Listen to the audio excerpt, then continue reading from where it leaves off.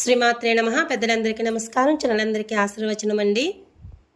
లోకా సమస్తా సుఖినో భవంతు, సర్వే జనా సుఖినో భవంతు. నా వీడియోస్ చూస్తూ నన్ను ఆదరించే ప్రతి ఒక్కరికి పేరు పేరున ధన్యవాదాలు. ఈరోజు ప్రత్యేకించి ధన్యవాదాలు ఎందుకు చెబుతున్నాను అంటే, ఈరోజు సెప్టెంబర్ 16వ తేదీ 1 గంటకు నాకు ఫుల్ మానిటైజేషన్ కంప్లీట్ అయ్యిందండి.